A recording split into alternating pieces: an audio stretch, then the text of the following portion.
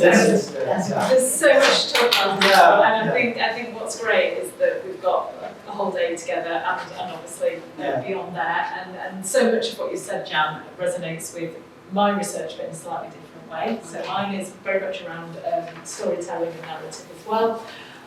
Unlike yours, Jan, where you had that affinity with your participants, mine was very much around understanding identity, but also around that sense of otherness and familiarity, and that whole area. And I have just submitted my PhD thesis a fortnight ago, awaiting Viva. So I'm not there yet, and it's a real slog, and I've got hundreds of thousands of words of transcribed interviews as well, to the point where I didn't even want to call them interviews, I wanted to call them conversations, because I was resisting that idea of the interview. So I was looking at some of these sorts of questions, the other and the familiar particularly, but I want to particularly focus on the storytelling aspect of my methodology, but also just frame it within this work around generational studies. When I started, I was teaching millennials. They all seemed very alien, very other, and I knew nothing of generational studies. I knew nothing of Mannheim, who is sort of fairly seminal in writing about generations, and why generations may be seen as a problem. It's not just millennials, it's arguably all generations forever. And as you can see there, and it's all of human life is very much in this session. Collectively, so that if we didn't have that social interaction between us and between human beings, then it would just be birth, aging, death, and that's not very, sort of life-affirming, is it? Is it? And this whole area around the social psychology connections, and then expanding that even further into language and knowledge, and there's lots and lots of theoretical underpinning here. But I also wanted to bring it into this idea of the life story, and how we tell our story, and how that might shape our identity through the actual telling of our stories and the hearing of them. That gives you a little bit of frame. So a little bit of the substance of my research, and I put a question mark in terms of distinct generations, because that in itself is a debate. Are they right?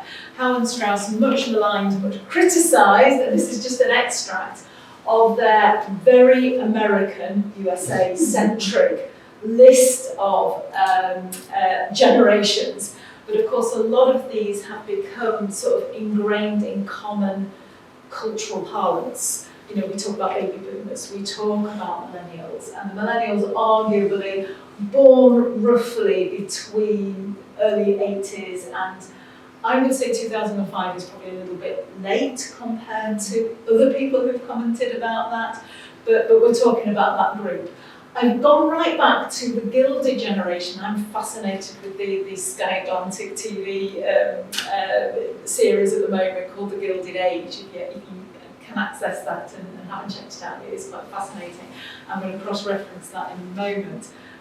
There's a whole set in there, but they've tried to come up with a set of rhythms, a set of predictable things around famous people, men and women.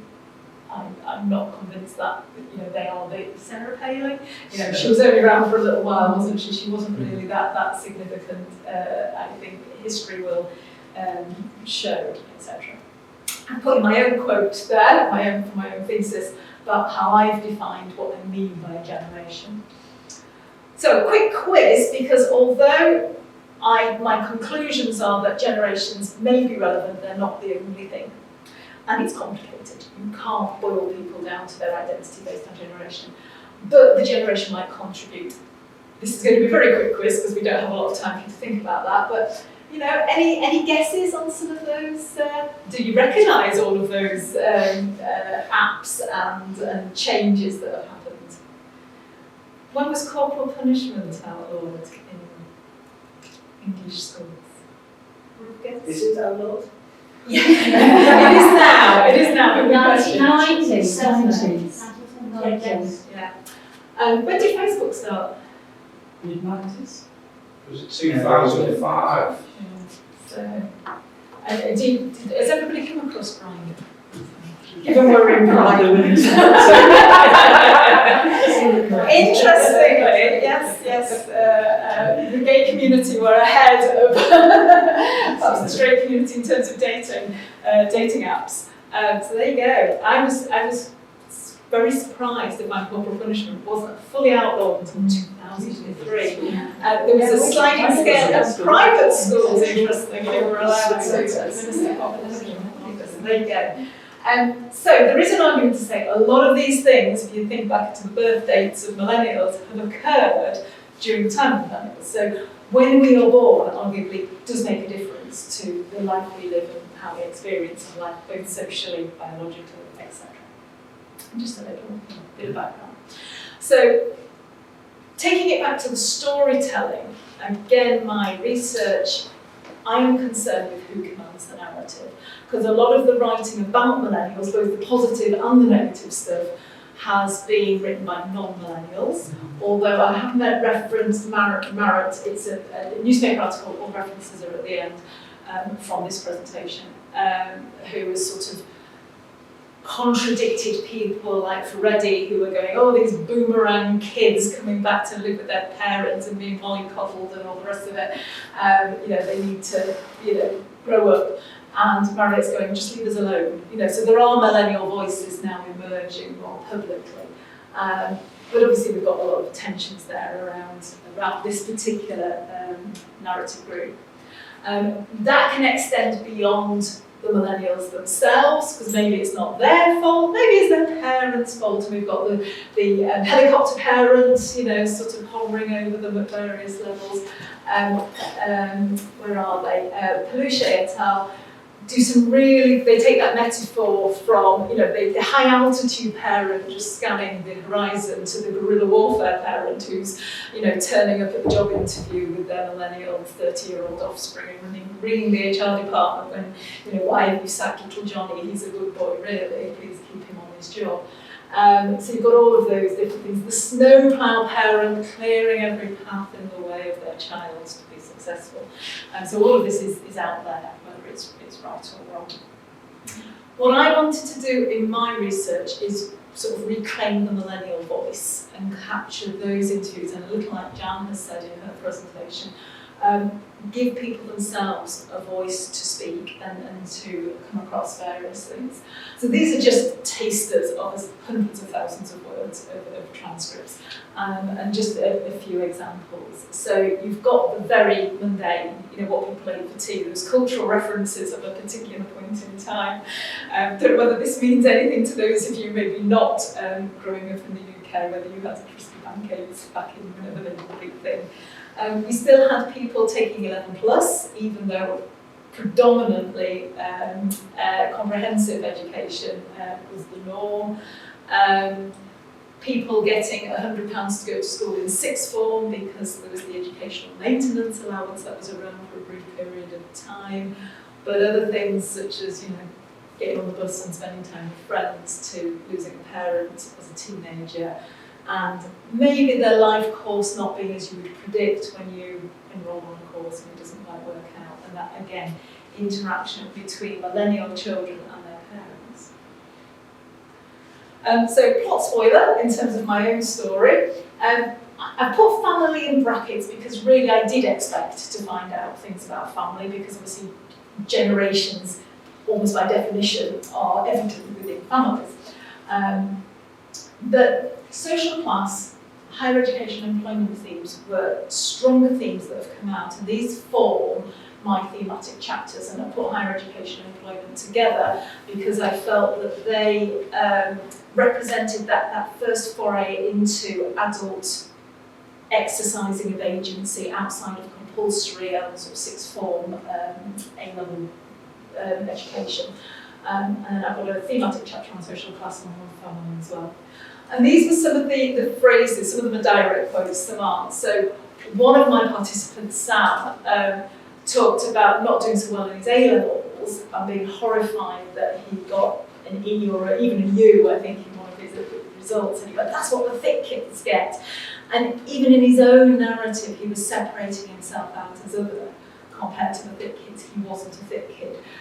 Beth referred to the children she went to school with that lived on the local council estate and referred to them as lovely people. And you could tell just by the tone of what she said, rather than the words of what she said, she was seeing them as very different to her. Jessie May, again, didn't do so well in her A-levels as she hoped to, and she kept referring to going to a red brick university. Whether she really meant red brick or meant Russell Group or something else, she didn't quite define. She ended up in a more modern university, but when she got her results through clearing, she said, what is this place? Am I even going? Am I going to a shit university? Or a shit uni? And so you were getting these sort of phrases coming through. Again, Sam referred to working at McDonald's, but also made it very clear he was not a typical McDonald's worker, and again, kind of separated himself out. Jessie May, again, they seem to give me the best quotes, often referred to her prettier older sister, and that sense of otherness even between siblings. So suddenly these generational divides started to get very fuzzy because there were lots of other differences that were coming out. In terms of storytelling, I've pulled on the work of Plummer. So this is how we engage with storytelling and the people who tell their stories, how we coax that out of them. So me as the interviewer, as the facilitator of those stories, the texts that are then produced, who reads the texts, and the context. I've added in there, beyond Plummer, the scribes and the recorders, because obviously somebody has to produce the text. The text does not magically appear, even with voice recognition. It gets very messy if you just try and do it automatically. We're back to the digital presentation we heard earlier and some of the limitations of digital stuff.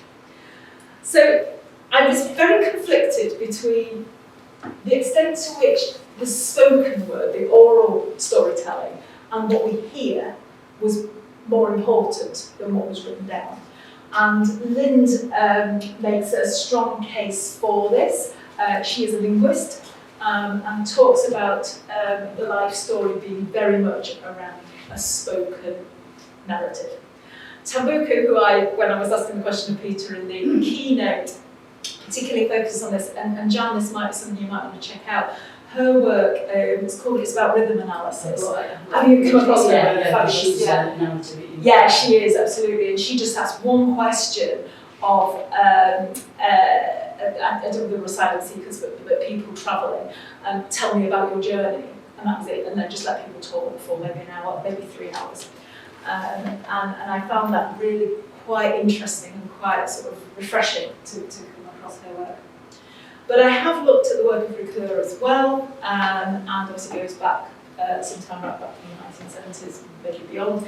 And he very much argues that it's the written account that is more important and is superior to the oral account. And I'm a bit conflicted on that. But I have looked at his theoretical constructs of mimesis, the idea that we will prefigure our stories, why are we telling them in the first place, they're then configured into a text, and certainly I have adjusted and edited, and that I felt a real almost ethical responsibility when I've transcribed, even in quoting tiny, tiny extracts today.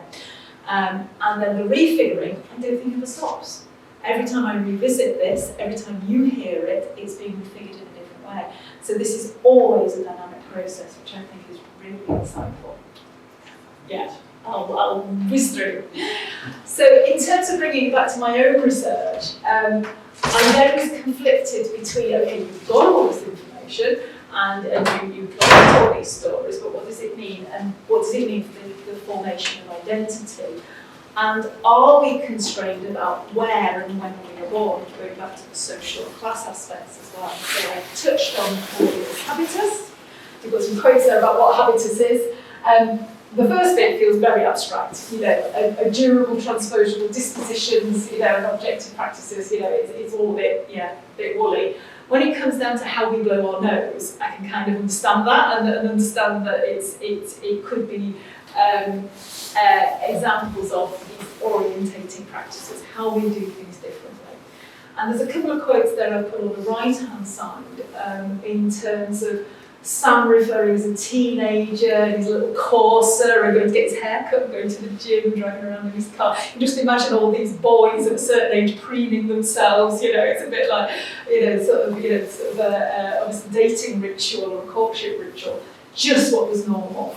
Beth in talking about her grandfather, who, one of the stories there, you can read it, his dad was a headmaster in boarding school, but he went to boarding school on the same campus where his parents lived, but he had to write letters to his father, even though they were, and as she said, just a bit weird, isn't it? So we bring all our narratives and all our life experience to these things. So I touched on with the work of Giddings as well, and this idea of searching for ontological security, and again, helping us define our identity. There's loads more, as you can appreciate. This is a business stuff. I referred earlier to those generational groupings, those distinct generational groups, as defined by Howard Strauss, and the gilded I wanted to make reference to. I find this really interesting that the 75 richest people in history ever, 14 of them were born between 1831 and 1840. Just at a point in time, post-American Civil War, when they could really benefit from the huge developments in technology of the time, the railways, and the wealth of growth in the United States. And they just happened to be, were they born lucky? Were they just in the right place at the right time? Similarly, Steve Jobs and Bill Gates, born in the mid-1950s, just to take advantage of the industrial technological revolution as baby boomers. So, and again, when it comes down to the idea of being self-made, it's got nothing to do with when you were born and being lucky. It's your work ethic. You're better than other people. You've got a quote there from Sam suggesting that. And Jessie May, all through her narrative, would talk about her work ethic, her parents' work ethic, her mum working 2 jobs, her dad working 2 jobs. Work was important. And I think that was really quite interesting. So, if we're only shaped by how we're born, that is clearly very limiting. So how can we challenge our own natal and generational scripts? What can we do about it? So again, life stories can help us both confirm and shape and maybe reshape our identity.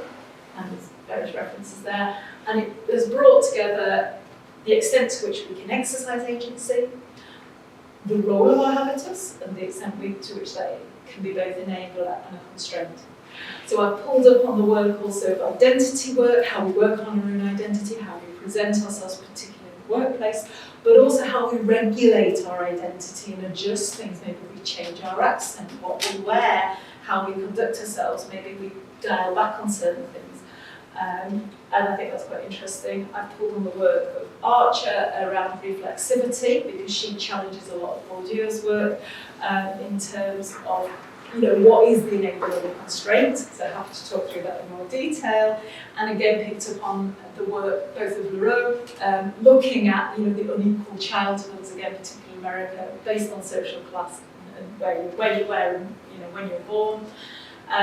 But also how you might develop that further, and looking at that, as you can see these final bits here, about being ambitious, which I think is quite interesting. So what's the end just about? Photographing me and my daughters, because we're talking about generations. So in conclusion, I do think where and when we're born is important. It provides a context for our life story, but our otherness and our familiarity go beyond our generations and our natal scripts. We can find those connections and those differences elsewhere. Who we share our stories with, who takes command of that narrative, I think is important, and how we might exercise agency through telling our stories. And also it helps us to interpret and reinterpret our agency through those stories. So, I'm really sort of flying flags for storytelling here. And in doing that, it can help us to challenge. When I was writing my abstract, which went backwards and forwards to my supervisors more times than I care to remember, at one point they suggested it was to escape are generational and ageable scripts. And I've changed that to challenge them, because I don't know that we always want to escape our natal and generational scripts. Maybe that actually is who we are and has what shaped us, and it's something we want to celebrate rather than constantly fight against. So I'm again a little conflicted with that, but I like the idea of being able to challenge it and at least have a consciousness of it, rather than it just sort of being a bit hidden, and we're slightly blind to what's happening. So quick was a sort of talk through. I'm done. Thank you very much. Loads and loads of references, but we can share the slides. Wonderful, thank you very much.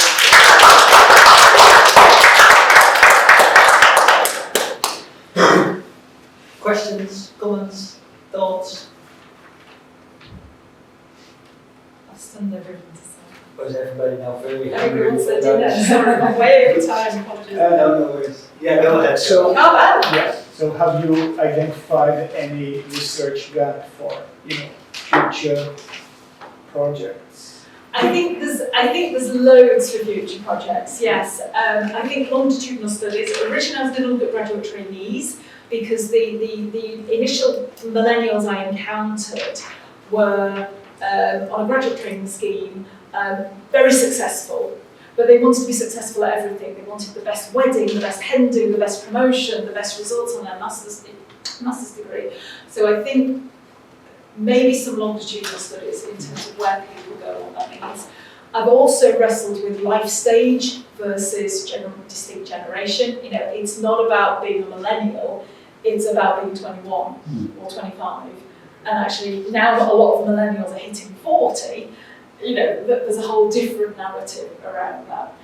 A bit like Jan, I wanted to make this research useful and valuable. I'm doing it in a cultural studies, I've got a history supervisor, so it's not really business, but I kind of did still want it to be useful. And I think it can be useful for HR departments, managers to think about how we recruit, how we retain people.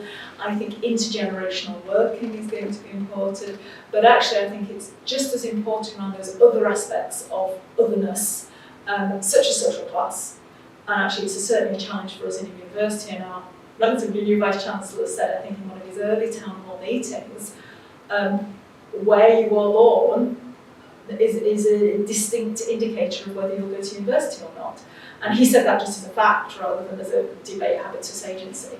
And I think that's a whole other area that we can look at in terms of outcomes and what that means in terms of what those interventions may or may not should be, because it's complicated. Just a thing that I think would be quite interesting is having looked at Long Room, and I have this, what I had going through my head actually while you were talking about how the social structures of these individuals' lives, or that's how they express themselves. I was thinking about all the words we hear about the entrepreneur in the university, and they, what are they called? It annoys me so much I can't remember the word. Careers where you have little jobs here and there. Portfolio careers. And all of that kind of stuff. I think it was when you said the shit university, and I thought, well, and I can hear it a lot, that's certainly from a research methods perspective, that's not for our students. Well, it is for students Bristol, is what we're saying about our students here. So I think that there's something learning for all of us in terms of how we encapsulate the. And obviously I've not had time to go down. What was interesting for Jessie May was her first degree was at a new university, which she thought was going to be a shit uni, and actually she loved every minute of it and really enjoyed it. She then went to a Russell Group for a full-time master's and hated it because of the class differential. And she said people mocked her accent, and she was a local girl at a local university, but they mocked her accent, so she perceived. She didn't feel she got the same access for supervision for her dissertation, and felt very uncomfortable, felt very other because of her perceived social difference, because she saw herself as strong work ethic, working class, not the middle class posh, and she would use words like posh. But is that her own habitat she's bringing to the party in terms of her own prejudice, bias, or is it a genuine? And I think those are the, some real challenges. Were they all British people? No, Aaron was Indian born, and Lois was born in London, but her parents had immigrated? That's not the right word, had come from the Caribbean.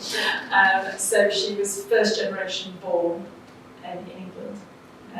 So I interviewed 7 people, so much smaller than a micro-sociological study. How did you recruit them? Initially through the university I previously worked at, and then just through convenience methods and general communication. And interestingly, Beth, my last recruit, is a personal friend.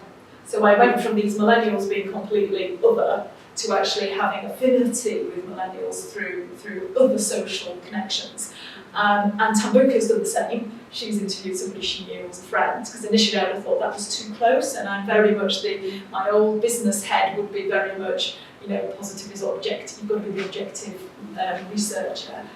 But she'd interviewed friends and talked about that, so I felt quite comfortable doing that. So yeah, a bit random is the answer. Okay, last question was? Yeah, sorry I came late in, but It's I okay, thought, nice to see you. should I go in this late status? And I really can say yes. Even if you only have 2 or 3 minutes, it can bring you something. And you have given me now many good impressions. I'm working and researching in a similar field since years. And it's very interesting to have comparable results as I see. So the train has stolen me much time this morning, but it was good to come in. Yeah, many thanks.